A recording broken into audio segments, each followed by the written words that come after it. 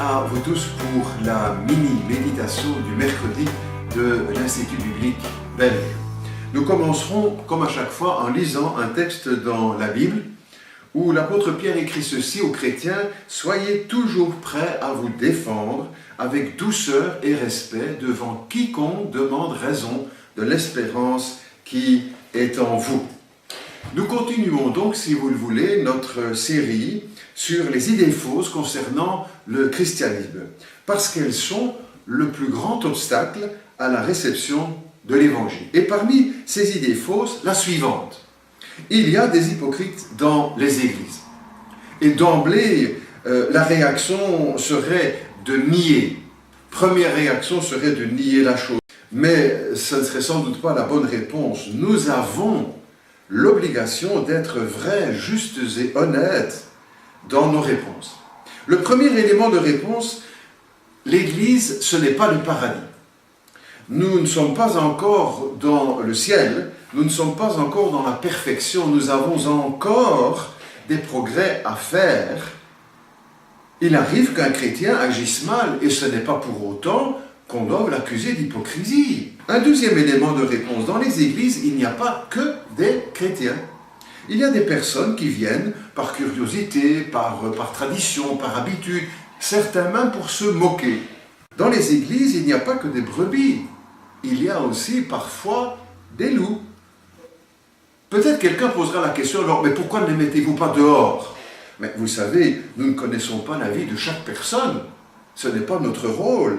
Et l'Église est le lieu par excellence qui doit être et qui doit rester ouvert à tout le monde. C'est pourquoi nous n'avons pas l'intention de mettre personne dehors. Et justement, en venant à ces rencontres, ils pourront un jour changer de vie. Troisième élément de réponse: il ne faut pas confondre la règle et l'exception.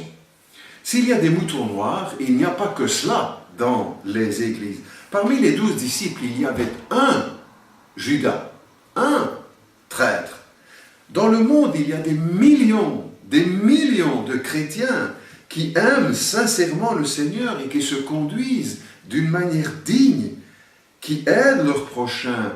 Écoutez ce principe: on ne juge pas une cause sur ceux qui la trahissent. Dites-moi, il y a, semble-t-il, de faux billets de 20 €.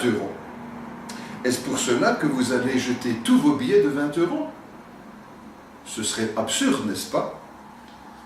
Il y a plus de vrais que de faux.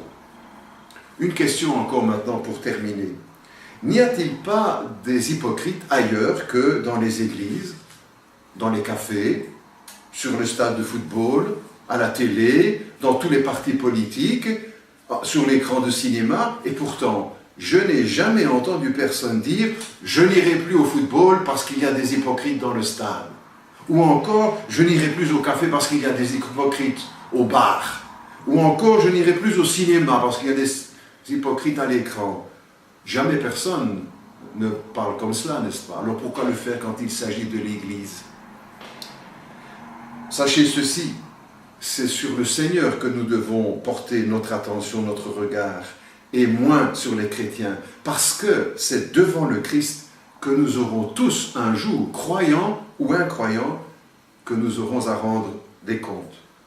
Que Dieu vous bénisse dans votre réflexion, et à très bientôt.